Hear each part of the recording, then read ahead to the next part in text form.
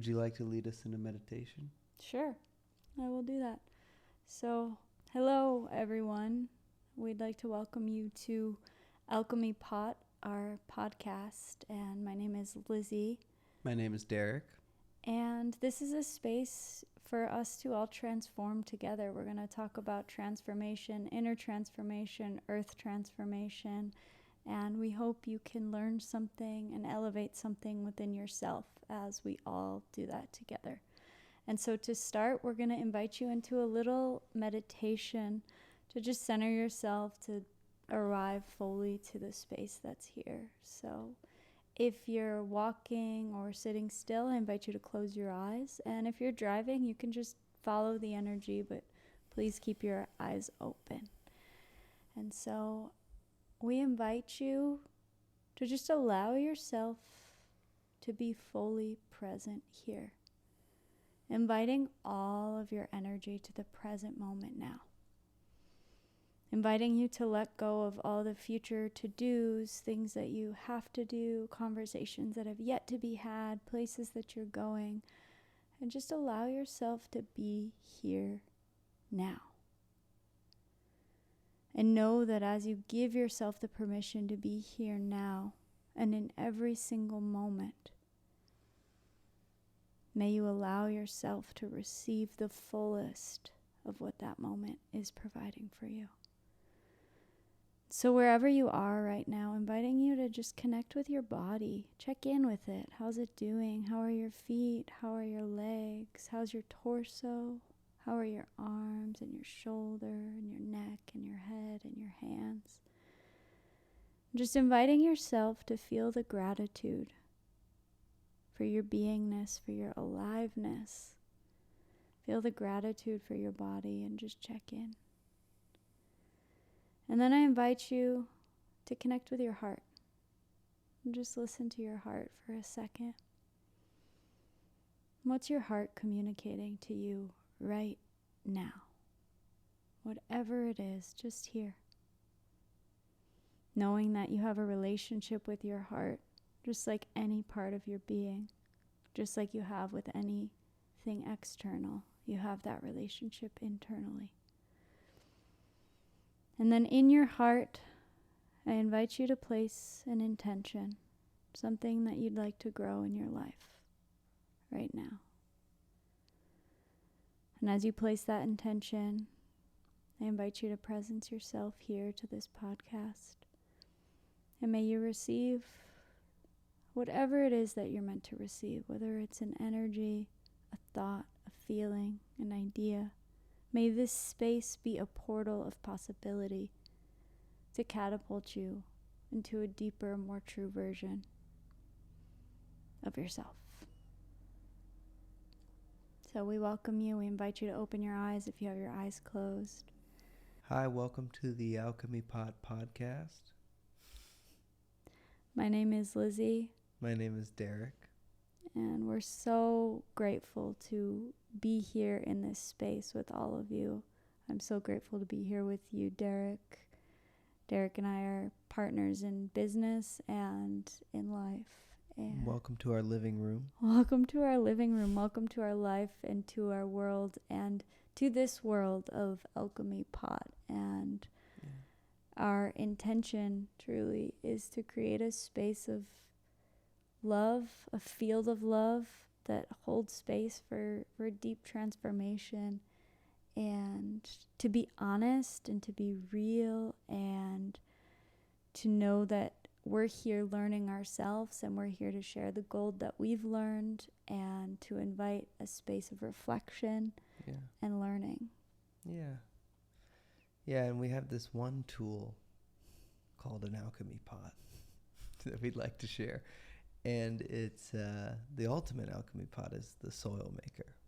So in this episode 1, we're going to talk about the soil maker. Yeah. Go ahead. Yeah, Derek. And so I'd love for you to explain what a soil maker is. A soil maker is a stoneware composter. Half of it sits underground, half of it sits above ground. It looks kind of like a chimenea. Here it is. In shape. It's this right here. If you have a video or you want to watch it on YouTube, between us, behind us, we have a real soil maker. This is probably the first one ever made. This one and the one in our backyard is the first two that were ever made. And the bottom half goes in the ground, and there's holes in the bottom half, and it's like this round sort of sphere, and in that space, worms and bugs decompose food scraps in the pot. And then this really funny thing is that worms don't live where they eat. They don't where they eat. Makes sense. Wise worms. So they bring all the nutrients out into the area around the pot, and it actually regenerates the land naturally, and all you have to do is put in your food scraps. Yeah. We invite you to look on alchemypot.com for a visual reference, or look at the video. But what I love about the soil maker is that it's an easy way for anyone to compost in their backyard or in a small piece of land. Our first one was actually at an apartment with a 3 feet by 3 feet by 3 feet spot, and we would put it outside our door and throw away our food scraps in it. And it's amazing to be able to put your food in the ground, and unlike other composters, you don't have to turn it, and there's not a lot of maintenance. If anything, you push the food down with a stick or put in some water. And it's wild to me. And if you're composting, good on you. Honestly, that's one of the best things we can be doing, is completing that cycle of life and bringing the waste into the new life, right? And completing that loop so that it is a loop. However, the plastic leaches into the compost. So if your composter is made of plastic, it's leaching into the compost, which is leaching into the fruit and into our bodies. Yeah. The other thing is it's out of the ground, which to me doesn't make any sense, because then the worms that are breaking down the food are stuck there. They're totally trapped in this just forced labor space that is not very honoring of the sacredness of that life, of that worm. It's sort of a worm prison is those towers. That's the way I see them. So I do like having the option in any way of composting if it sits in the ground, because then they have a choice in the matter. They get to come in, they get to go out. Yeah, and it's connected to nature in the way that I see it. When the compost goes underground, it's connecting to the cycles of life underground and the organisms that then create the channels underground that allow for connection between life underground, are able to do their job. And so the amazing thing that happens is microbes take the food scraps and dirt, and they chew it up, and they build little tunnels, and they build their homes. That's what they do, and the worms burrow, and so it creates these little cathedrals under the earth that allow water and airflow and roots to grow and flow within that space. So they're creating these structures. The life in the dirt creates those structures. When it doesn't have life, when it's just dirt, it's just rocks, and then it sort of compresses and compacts on itself. And then you can't have water flowing, you can't have air flowing, you can't really grow anything either. Yeah, because the life is literally not creating the structures that allow the water and airflow underground. But when you feed the life with the food scraps, then they can do their job and create these grand cathedrals and pathways and huts underground, and it completes the circle of life, would you say? Yeah. Yeah. Yeah, it the bacteria and fungi, which are the two basic kingdoms of life, they take nutrients out of the rocks. And so, a field of dirt is just rocks without any life. Right. A field of soil is the same rocks with life, and then life, of course, makes it available by building those cathedrals for air and water and all the other stuff. So the bacteria and the fungi, to put it simply, take the nutrients out of the rocks. Yeah.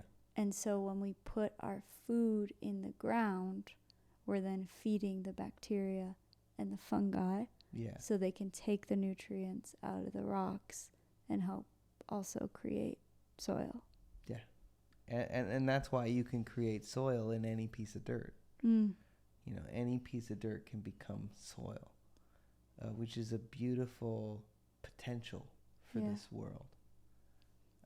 When you drive around, you see a lot of I see a lot of fields of dirt. And so all that is required for that to occur is organic matter, aka food scraps, wood chips, bark, grass clippings, like anything that was once living and is now not, or in the process of decomposing, or is living, is organic matter. And can you share, Derek, the importance of green to brown ratio in composting, and then how we use that in the soil maker? Yeah, so in any composting, you have to have a balance of green to brown. Green being the food scraps and the anything soft, could be the food, it could be grass, it could be like leaves, stuff like that. And then anything woody is brown. And that includes wood products. So paper, brown paper bags, cardboard, stuff like that. And so when you have a 50-50 balance, you also have a 50-50 balance of bacteria to fungi, because bacteria kind of takes care of most of the green, and fungi takes care of most of the brown. So then when you balance those two fundamental kingdoms of life in the soil, you get more airflow. The whole system tends to work better. So bacteria takes care of more green and fungi takes care of more brown. And could you say, like, what's bacteria's role versus what's fungi's role? Well, they're both decomposers. And the next level of life above them feeds on them. And that's protozoa and nematodes. So they're above, protozoa and nematodes are above bacteria and fungi. That's right. And fungi, they have a lot of role. No organism or kingdom of organisms, a trophic level is just doing one job. Right. Like fungus, they build networks that are like nutrient highways under the surface. So like, not only do they decompose wood, chitin is they send nutrients from one tree to the other. They send information from one tree to the other. Wow. It's actually how a forest knows when to bloom. Wow. So all at the same time. So when we give our food to the earth and we're feeding these bacteria and fungi and protozoa and nematodes, we're literally contributing to the fungi being able to communicate to all the trees underground about the nutrients and where they're coming from and when that's going to happen. So something so simple as putting your food in the ground, would you say, then affects the entire network underground? It affects everything. It's if you look at the soil food web, which on how to make soil, the book that I put together with some other soil scientist. It's on alchemypot.com if you want to check it Under out. books, it's got a great guide. It's got a visual of a pyramid that has all the different trophic levels of the basic understanding of a soil food web. Yeah. It's also a snapshot of our evolution. So if say more on that. So dirt is the parent material for all life. All life comes from the nutrients in dirt. Whatever life form started on Earth was then recycled over and over and over again. And then during that time, the billions of years of evolution, that same matter has been recycled as the life has evolved. So the same matter that then became a lizard and a fish and a dinosaur and a worm and a bird and all these different things has just been recycled over and over again. They've eaten each other. They've defecated. They've, like, the bacteria then eats it again, and it goes through that cycle over and over and over again for billions and billions of years. So all life is an evolution from dirt. Yeah. Wow. And then that's also the same material that's in the stars? Yeah. So we are the dirt, we are the soil, we are the stars. Yeah. Essentially. Well, and, if you have a microscope that's really powerful, you zoom into dirt, none of it's touching. And they're almost like little planets floating in space. And then, of course, if you zoom out, you got the same thing. Yeah. So who's to say what size really anything is relative to another thing? Because it's all... Yeah. It's Zoom out and zoom in. You know? Get to the same place. Yeah, you get to the same place. And that's one thing that we love about the soil maker, is it's an opportunity to zoom out and zoom in, because every time you give your food to the earth, you're feeding what in a tablespoon of soil there's billions of organisms. They estimate that there's 8 billion different species of organisms in a teaspoon or a tablespoon of soil. 8 billion. And so just think about, you give one banana peel to the earth, how many organisms you're feeding. It's an entire multiverse universe underground. It makes me think about, because we have little brown bags that we fill up near the kitchen sink that, I'll have a piece of food, and it's so easy to just let it fall into the garbage disposal. And sometimes I'll do it, but then I'll feel bad because I'm like, that little piece of food is, over 1 million little mouths are chewing on that. Oh, yeah.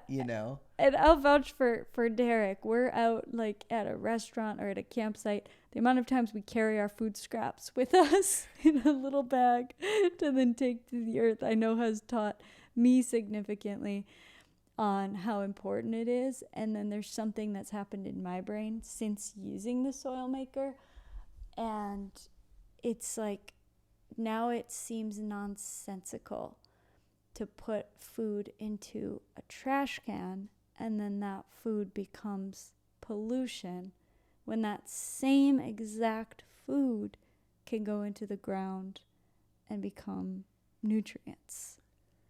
So we just started finally writing down the weight of how much food we've been putting into one of these. And we're at an average of about 10 pounds a week. And although it seems like it's going to fill up, it never does. It's magic. We just keep pushing it down with a stick, and the worms, they eat it. The cool thing is about the whole landfill pollution problem, which is a huge problem. 4,000 tons of food scraps are made every day ending up in landfill in Los Angeles. Just Los Angeles. 4,000 tons of food scraps are ending up in a landfill every day in Los Angeles. Yeah. And so the average household is making 8 to 16 pounds of food scraps a day that ends up in landfill. So we're doing about 10, which is right in the middle, pretty average amount of food scraps. So that means that over the course of a year, that's 520 pounds diverted from the landfill. Why that's important is because that would create 1,800 pounds of carbon dioxide in the atmosphere, which is about 1/9 of a ton. So 1,800 pounds of carbon dioxide is saved from going into the atmosphere Per year.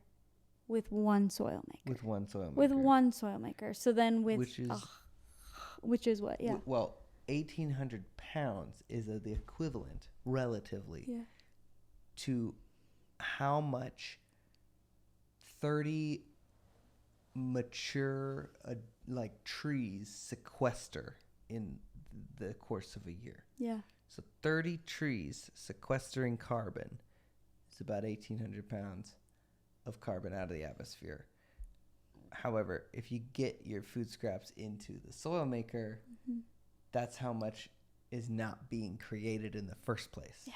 So it doesn't even have to be sequestered out. Yeah. And then 100 soil makers is how much carbon that's prevented from 90 tons. 90 tons. So just 100 humans using a soil maker for a year would prevent 90 tons of carbon from going into the air. Well, it would probably affect more than that because it creates the environment for more trees to grow. So depending on where you're putting the soil makers is important. But trees are really good at reproducing themselves. Yeah. Like I don't know if you've noticed, but they litter 1 million different seeds. They drop their seeds every year. Every year they drop. Each species is different, but they know how to propagate and just give themselves the highest chance of carrying on to the next generation. The problem is that we're spending so much time planting trees that trees themselves are much better at doing instead of making soil. And so when you use the soil maker to create the environment for more trees to be able to propagate and to be able to grow more trees, then more carbon gets sequestered, and there's less of an issue with climate change and soil. So what I love about this is for the earth to make soil, it can take over 1 million years, right? To make an inch of topsoil. To make an inch of topsoil can take over 1 million years for the earth to do itself. And we can make soil like that in a month? Yeah, I mean, most of the food will be digested in a month. Yeah. And so arguably when that is soil, is up for debate, but that's kind of within years, within a year, you're really adding organic matter into the soil. And by my definition, as soon as you're adding organic matter into dirt, you've made soil because you're feeding an ecosystem. So let's look at that for a second, because I think this is a huge point for us to grasp our minds around if we care about solving our planet and healing our planet, is that as humans, a way that I think in knowing this that we can contribute is to focus on the soil more than even focusing on planting trees. And while planting trees is an amazing thing, it's we can speed up time with our contribution with soil and support the earth. So something that might take us a year or two, that takes the earth 1 million years to do on its own. And we have the power to do that every single day, every time we eat food, and every single human eats food on the planet. And just that. So like if each of you listening right now were to either get a soil maker or start giving your food to the earth every day, you would be contributing to the healing of our planet in such a profound way. Yeah. I mean, if you just dig a hole to park, if you don't have a place to put it. Yeah. If you live in an apartment, just find a hole in the ground. Yeah. Make one. Dig a hole. Yeah. And if you can qualify getting a soil maker and you don't have time to dig a hole every day, I know personally for me, I might not do that. And so what's been great about having a soil maker is it does fit the fast-paced lifestyle of being on the go and doing a lot of things, because you can quite literally just put it in as simply as you can a trash can, which I found is the brilliance behind the soil maker. And Derek came up with the soil maker idea. And when I got to start using one and meet the soil maker, I immediately was like, oh my gosh, every single home around the world needs one of these. And what I've learned recently is that the number one pollutant in water is lawn care. And lawn care comes because we're over-fertilizing our lawn, because we're not naturally and organically taking care of our lawns and taking care of our soil. And so if instead of all these inorganic materials that we're putting in our lawns, each person were to start with putting a soil maker in their lawn and regenerating the land, it's like all these problems that we're spending millions, billions of dollars on trying to solve, all this stuff at Climate Week. Like if you go to Climate Week and you're listening to this and you're a part of those, please talk to us for a conversation, because these solutions, like if you truly are here to resolve and help the planet heal itself and help ourselves heal ourselves, they're quite simple and starts at home. Yeah, and it starts at the soil level. That's where life starts. That's where problems start. That's, a lot of people are trying to get to the root of the problem. I like to say you got to get to the soil of the problem. So let's talk more about the soil level. Derek and I live at the soil level. We do. We really do. And so, Derek, can you share more about what the soil level is and the importance of having that healthy environment for growth? So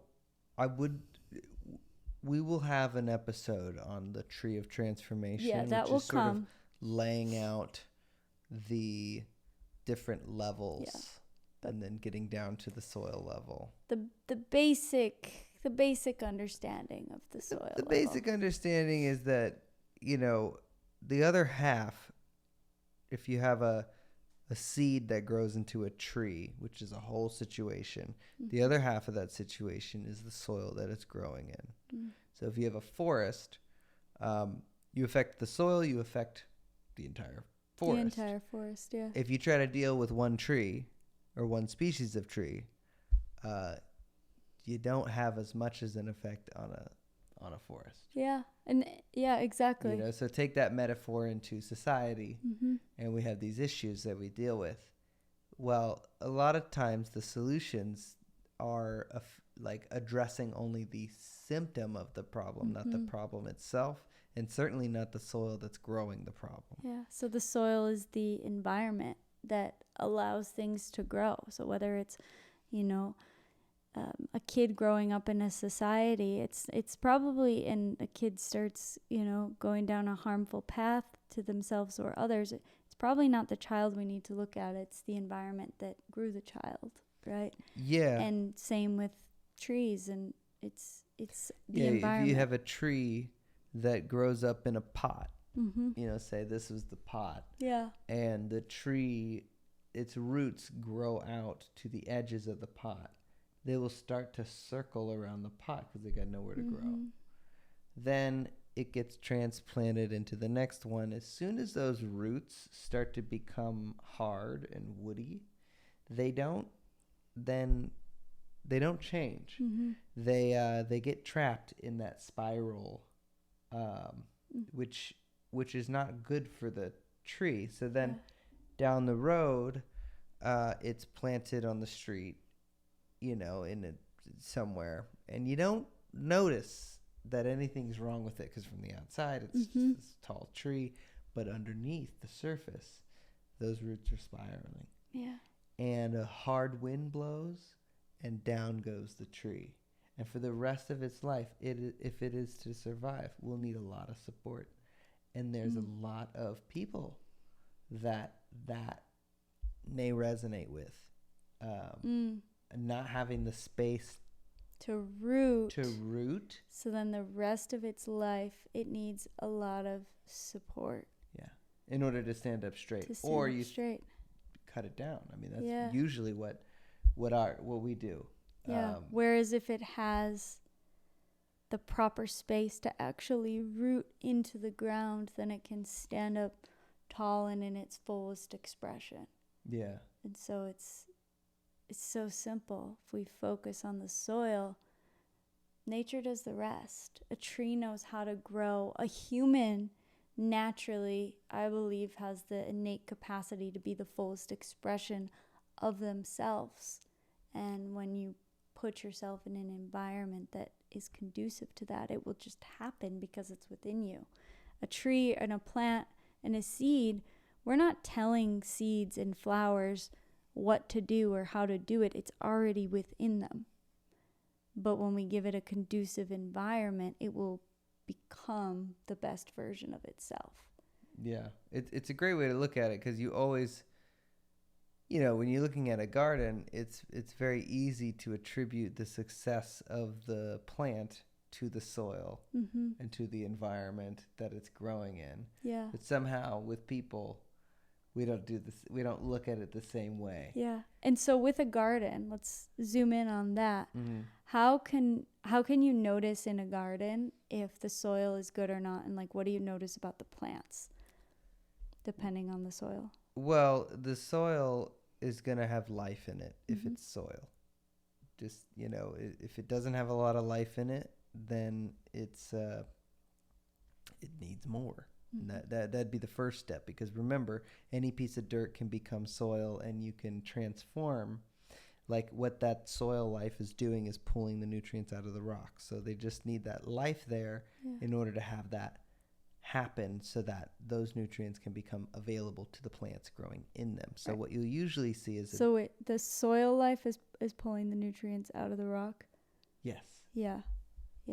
So that those nutrients can become available to the plants. So just to grasp that, because that's a huge understanding. No, totally. I can go fast on this one. Just to break it down for to anyone listening who might not understand these things in detail. Exactly. That's why you're feeding the soil. Yeah. Is because they not only take the nutrients from the food scraps and recycle them, but they mine new nutrients as well from the rocks. Wow. And so that's why you can do it anywhere. Yeah. You just add life. And the most, the quickest way you could do it is compost and worm castings and manure. And so you just really activate the soil. The land. And so what would be an example of, say you're growing a plant and the soil isn't good, and then how would that plant grow differently if it was good? Pick a plant. I mean, any tomato plant. That's a popular garden, plant. Tomatoes have deep roots, so if there's not a lot of space for the roots to go down deep, then it's not going to do as well as if it doesn't have structure to kind of grow on. It does better when you have structure to grow on. So those are some of the environmental basic things. And then when a plant is growing, it needs nutrients, and the main nutrients are nitrogen, potassium, and phosphorus.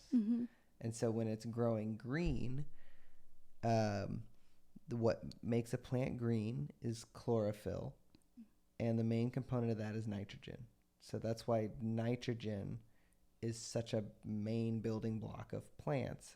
And so when you're trying to get the plants to grow big, you want more nitrogen nutrients in the soil, which can come from the worm castings or the chicken manure, or, you know, that's what they focus on really in the synthetic nitrogens, but it's kept in a salt solution. Right. So it screws up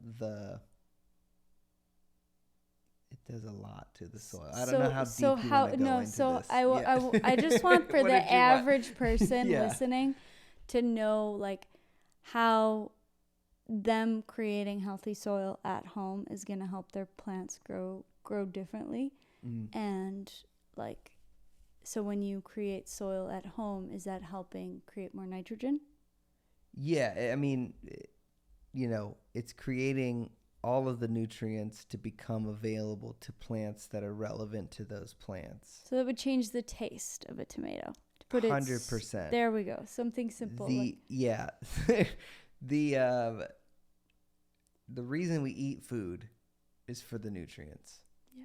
When we grow them synthetically and commercially, conventionally, we're using synthetic fertilizers that is focusing on 3 nutrients: nitrogen, potassium, and phosphorus. And when we focus on just those 3, we're not getting the full spectrum of nutrients that comes from the diversity of a real soil. So when we focus on those 3, then we get those 3, we got to eat 18 oranges instead of 2. Yeah, because there's less nutrients in the orange. So quite literally growing fruit and food in a healthy organic soil, your food's going to have a lot more nutrients. Yeah. And when it travels less, like when it's in your backyard or it's close by at a farmer's market, the more nutrients you have in your food, the more nutrients you'll get in your bones, in your blood, in your body. Yeah.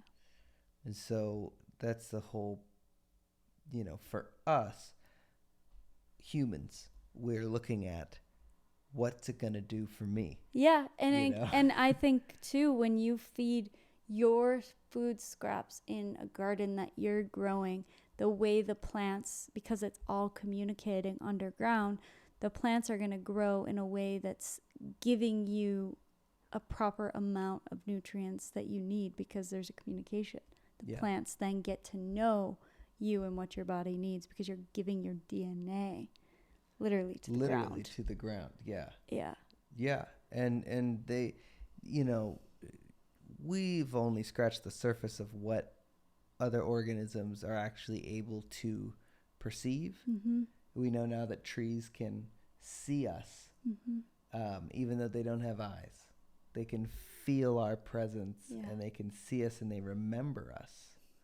And they, I mean, it's yeah, I can see you lighting up just talking about how like alive these other organisms they're are. So alive. They're so alive. Of course they are. Yeah.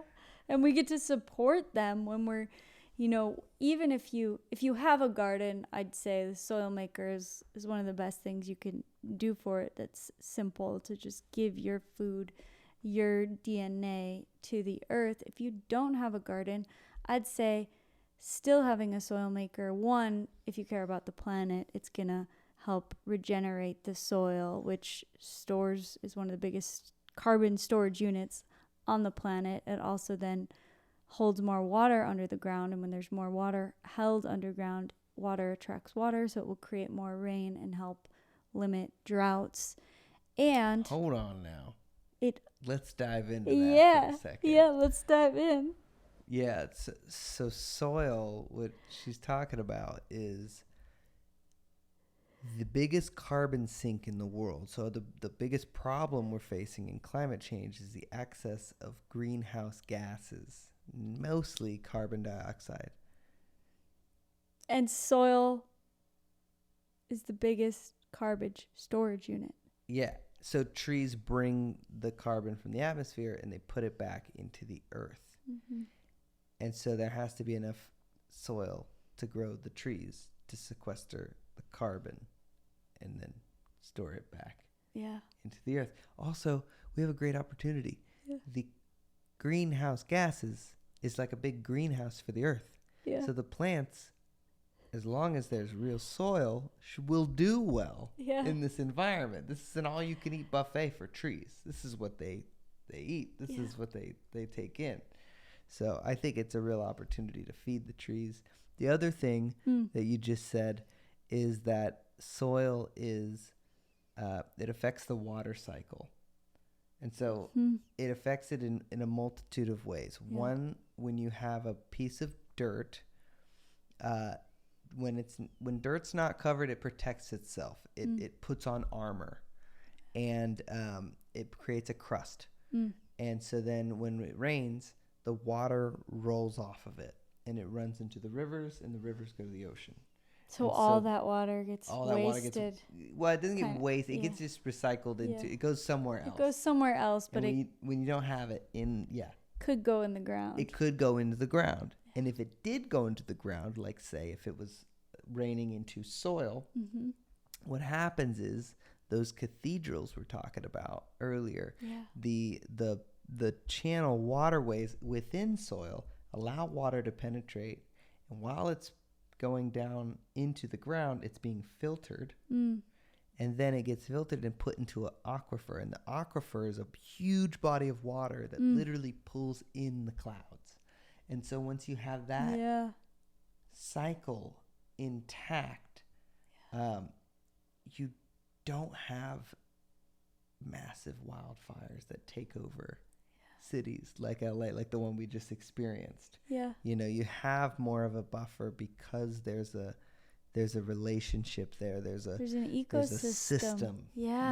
And it's amazing because the earth already has these ecosystems designed, and all we have to do is help it back to its natural just activate it. Because the aquifers attract the clouds, so where there's drought, we just need to make healthy soil.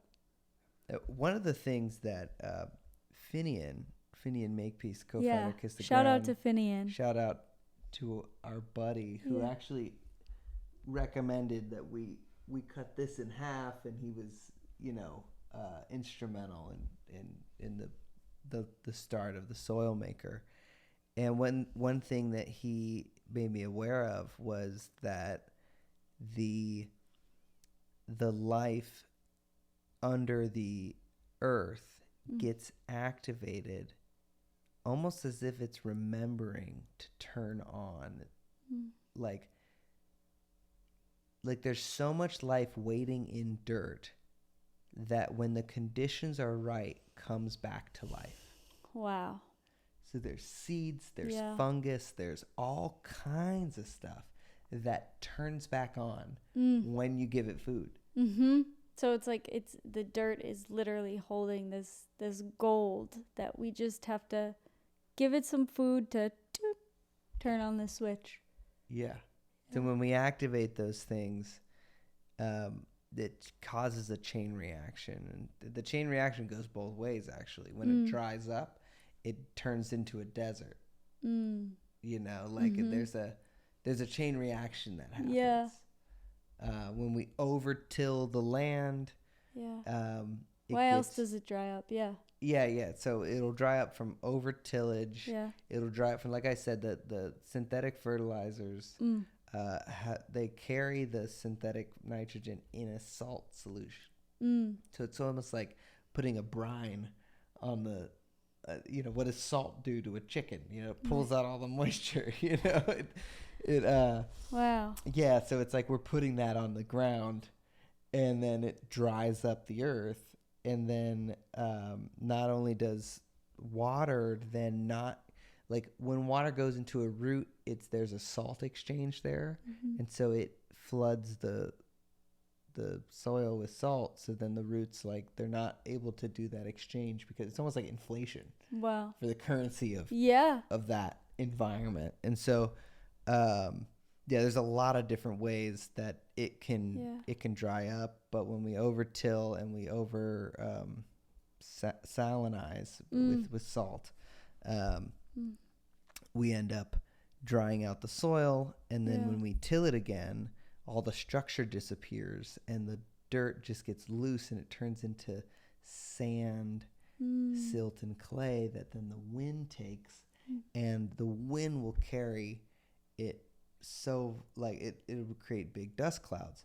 And in the 30s we had a dust bowl, and that's because we over-tilled and all of these big clouds of dust. And over the past 10 years traveling around the country, I've seen more and more clouds of big dust. Because of the over-tilling. Well, because of the over-tilling, and then also the fertilizers, and then the pesticides. Which it's so ironic because it's all of these things are done so that we can grow more food, but it's the exact thing that's contributing to a food crisis and a nutrient crisis. And if we want to follow it down the line, that's also contributing to lack of health and well-being in our society, because then when you're now eating this stuff that's been made by fertilizer and all these unnatural things, and the humans are becoming the same thing is happening in our bodies that's happening to the way that we grow food, and then that's creating a lot of illness, and then that's creating a lot of mental disease because we're eating these things that aren't good for us. And I think it's also creating a huge cognitive dissonance and disconnection on our planet, because then we're literally disconnected from the natural cycle of nature. And we as humans, biologically, it doesn't even matter what you believe, but biologically, we are a part of nature. We are nature. We come from nature. Yeah. We are the dirt, literally. And so when we take ourselves out of that natural cycle, it's disconnection, and it's forgetfulness of our truest nature, literally. And no wonder why the world is filled with disease and disconnection and people isolated and, having a mental health, physical health, emotional health problem. And if we really take it all the way back, one way that you can be contributing to all of that within yourself is make some soil. Make some soil as easy as you can, whether it's digging a hole or getting a soil maker or composting, or bringing your scraps to the farmer's market. Yeah. There's usually composters in cities now. Like there's ways to get involved, but I think, one of the things that I had a download about a few years ago was the I call it dirt theory, but it's the fundamental principles of soil are fundamental principles of life, and they can be applied to any life structure. Yeah. So any way that life organizes itself is a part of soil.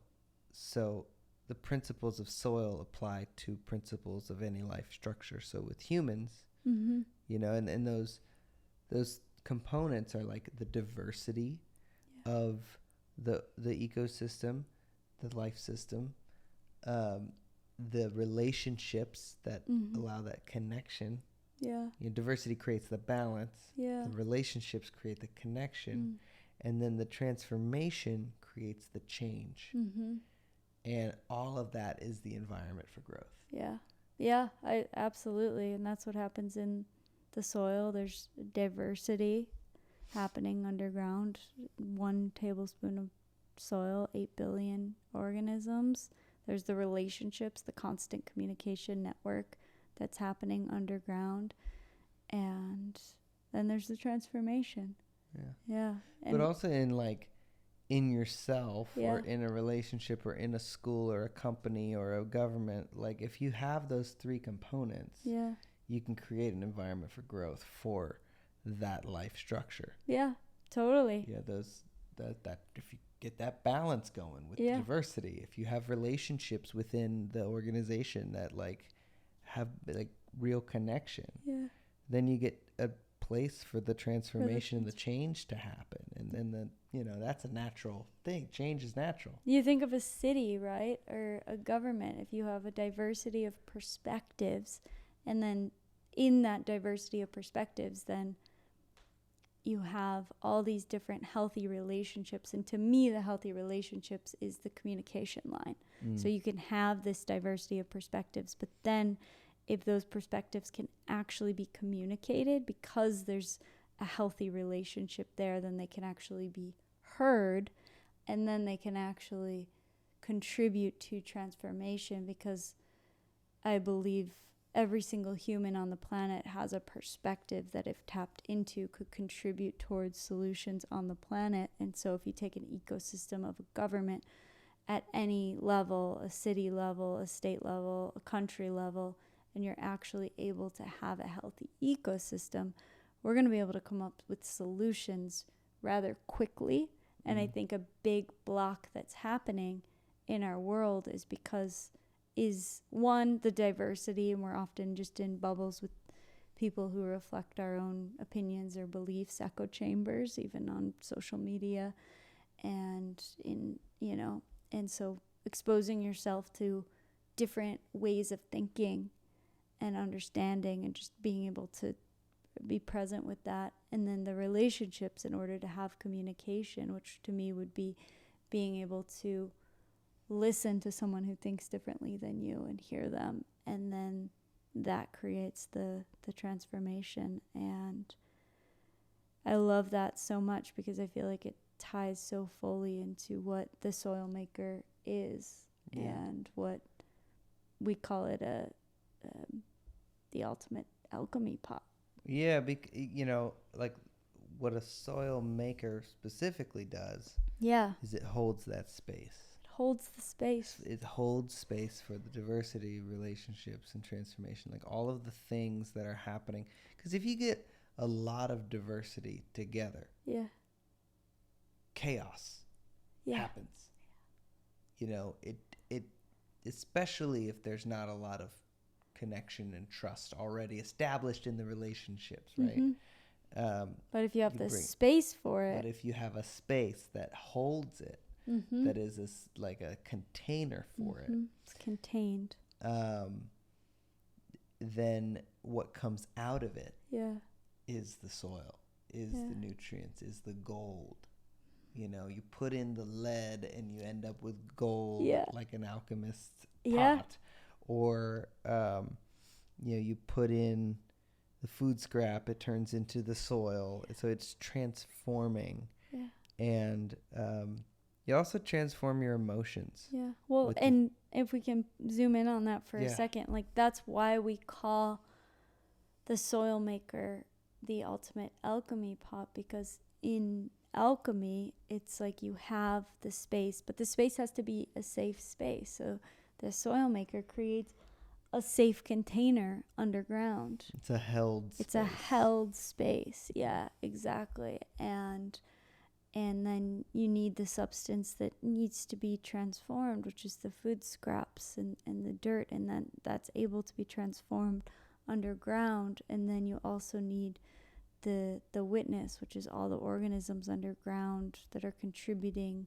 As a part of that, it's you who's witnessing that transformation happen.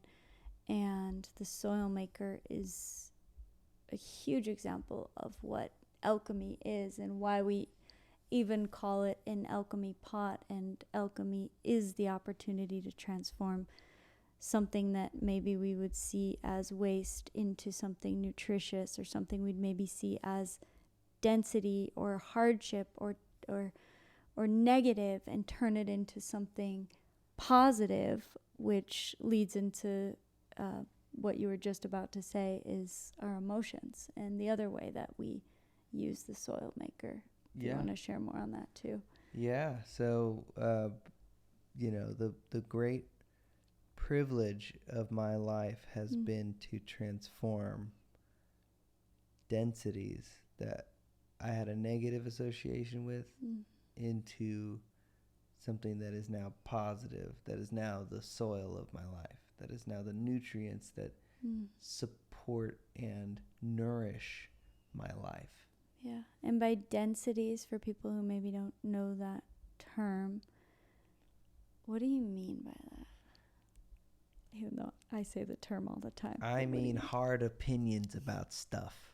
The things that hard I'm emotions, stubborn about, hard that feelings. I feel heavy about, that are dense and stuck, and they're just, I just can't let it go, and like those types of things are what are the very things that, when placed in a container like a soil maker, can transform. And the way that we do it is, writing on a card.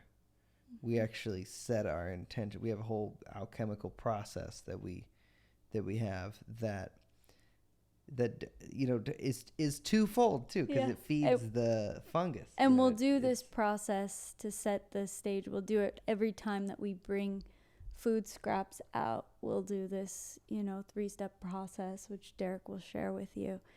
And you could share it. Well, I mean, the process is simple. And we take a brown piece of paper, as you were saying, that helps with the brown to green ratio. And on one side of the paper, you can take one paper or 2 pieces of paper, whatever you want. But on one side, we'll write, I am letting go of.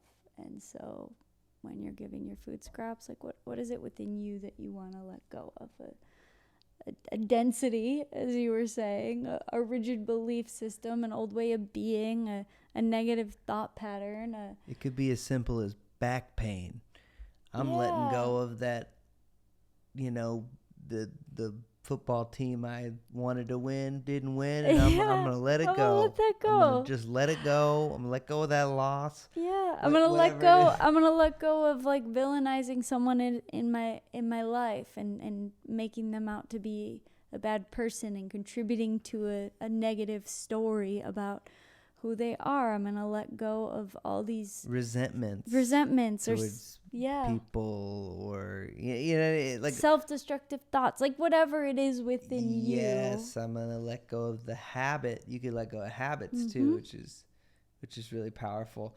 And of criticizing myself, or whatever it is that you have come to this point in time that you want to let go of. And you now have the opportunity to let go of whatever you want. Yeah. By writing it down and giving it with a food scrap, you're giving that intention with an offering to the earth. Yeah. And remember, the billions and trillions and trillions and trillions of organisms that are in the soil maker are now connected to the energy line of that let go. Yeah. Yeah. So that's kind of woo-woo for some people out there, but like if you just think about it, like clearing we're all your energy. Mind. Everything is made of and matter held together by energy. That's just science. And when that stuff is decomposing with many different organisms decomposing it, it's literally being consumed and recycled and turned into something positive once again. So you're turning those things into something positive, which is really cool. Exactly, which then goes into our next couple steps. And our second step is, what are you grateful for? And we don't write it down just because usually on a piece of paper there's one side and then there's another. So it's like, and it's a good practice to speak out loud. Like, what are you grateful for? And your brain literally can't be in fear when you're in gratitude. So it just changes your state of being. And it's just like, what are you grateful for? I'm grateful for the sun. I'm grateful for the tree. I'm grateful for, speak out loud the simple things and the big things that you're grateful for. Everyone listening to this podcast. Yeah. I'm grateful for you, Lizzie. I'm grateful for you, Derek. And I'm really grateful for this one and the beautiful relationship we have every day, and getting to alchemize and transform ourselves every single day, and to create this company together to share the soil maker with the world.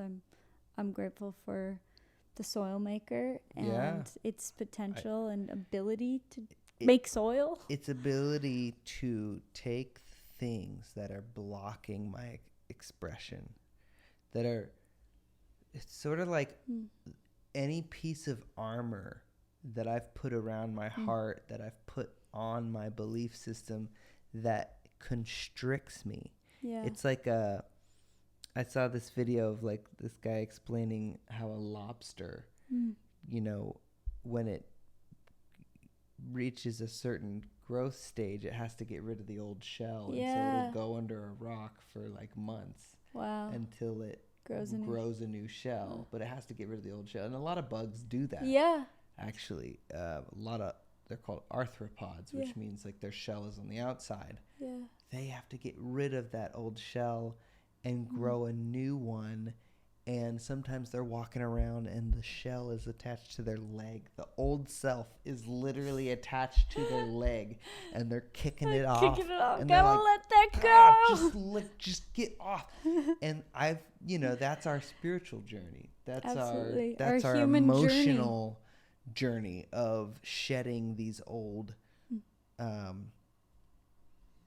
identities of who we thought we were when we were 8 is not going to work at 31 whatever like you're carrying with you, letting go. So it's just like shedding the old skin. The gratitude for a tool that actually allows us to take that old skin and then turn it into food that eventually feeds us again. And to be grateful too for like, okay, that old skin was helpful to me when I was 8, and maybe I don't need that old skin anymore because it's not helpful to me now, but I'm grateful for the journey that old shell or skin brought me on. And so, in this letting go process, like we're constantly, I believe as humans, shedding our old shells and then discovering new ways of being again and again and again and again. And I know for myself, it's a constant every single day, iterative process.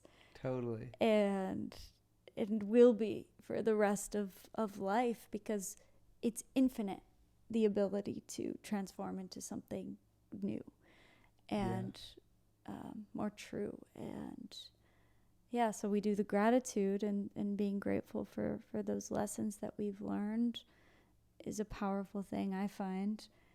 And after we do gratitude, we go, the other thing that gratitude does that is nice after a let go is that it cleans the palate and puts you in a higher vibrational state for the next step, which is what I am creating. And so you say it as I am creating in the present moment. And we'll demonstrate right now. I am creating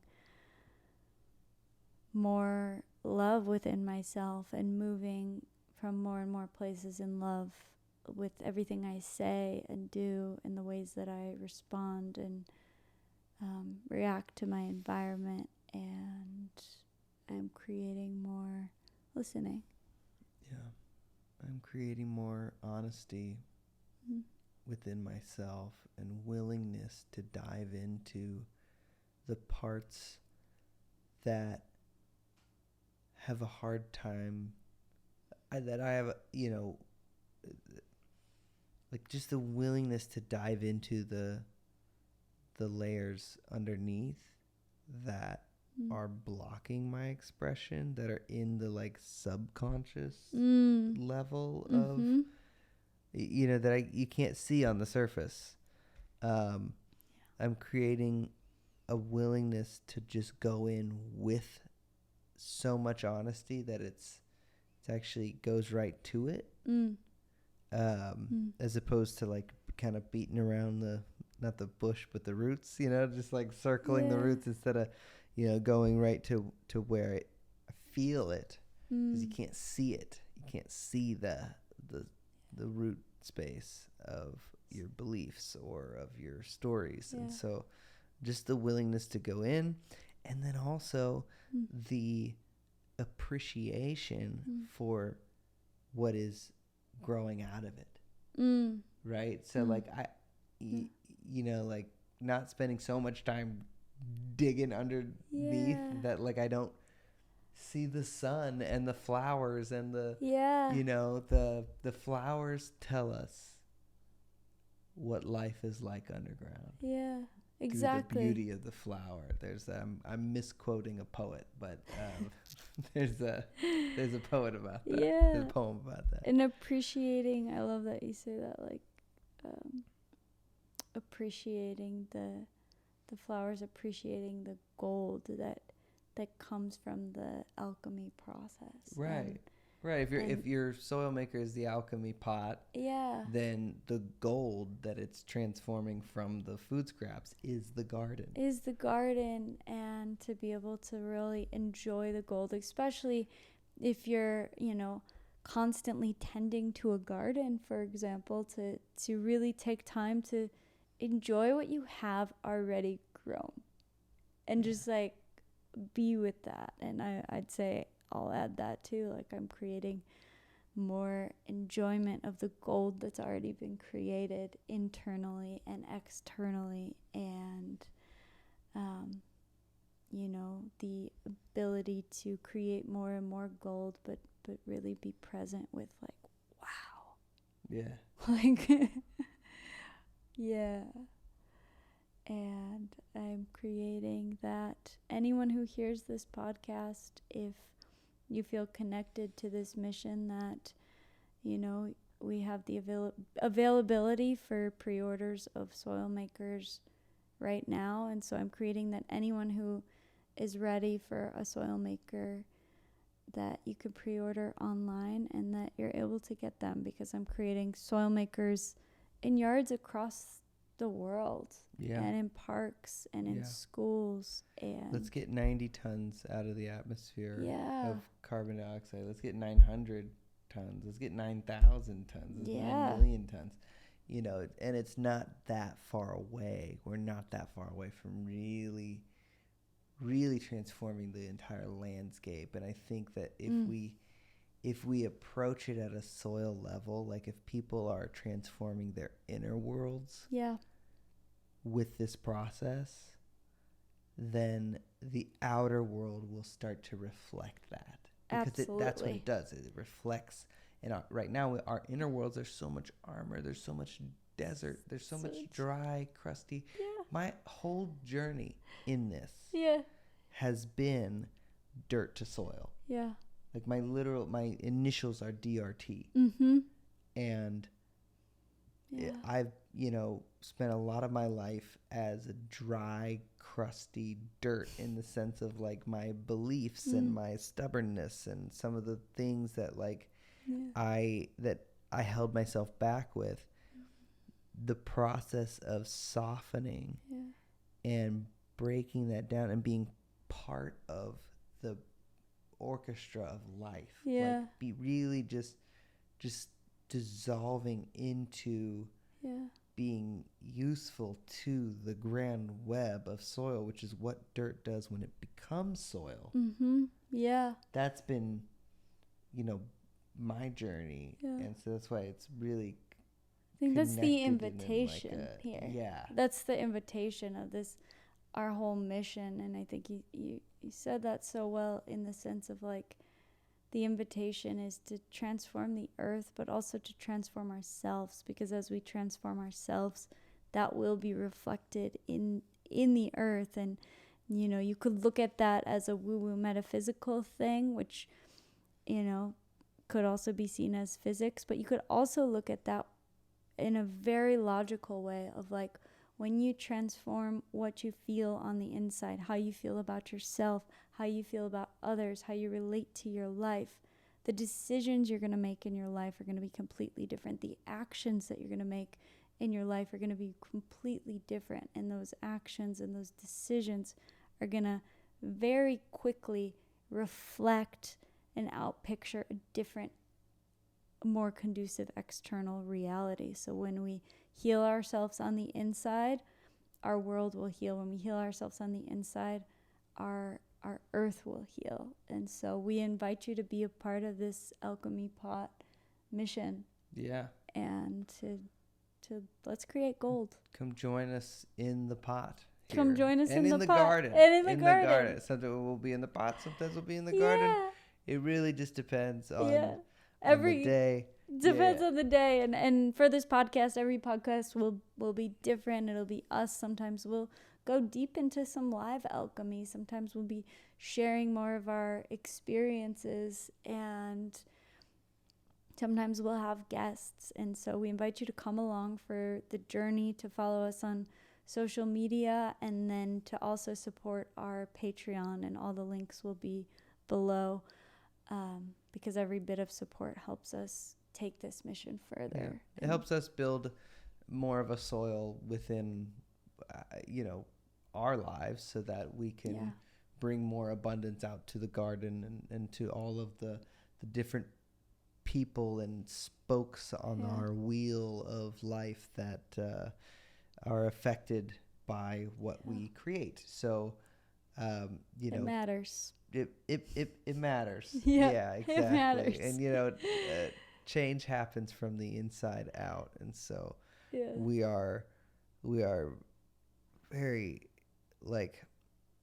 honored to be some of the first people really using this specific design of a soil maker. This specific design. And to be carrying it forward. So thank you for your participation in being on this mission, because if you're here, then you are in some way, and you're already contributing in some way, or I don't even think you would be here listening. So thank you if you are. And we also invite you on our website, alchemypot.com. There's a form where you can submit a question. So if you have a question about anything, whether it's soil related, whether it's garden related, if you have feedback, also if it's inner related, we're going to also dive deeper into inner transformational work. And that's a big part of how Derek and I came together. He was doing stuff with soil and the soil maker, and working actively on the earth. And for the last decade, I've been working actively on the inner landscape and the inner world. And so we've merged our worlds together in this whole mission of Alchemy Pot. And so because you need both, there's a bridge between the worlds of regenerative agriculture and the worlds of well-being and wellness and consciousness. And we're really here to connect the dots and to be that bridge. So we're going to bring in leaders and experts from regenerative spaces as well as from wellness spaces, and create a space where we can also be an alchemy pot, where we can also be a soil maker. So so join us. Thank you for being here, and we'll see you on the next episode. Much love. Thank you. Thank you.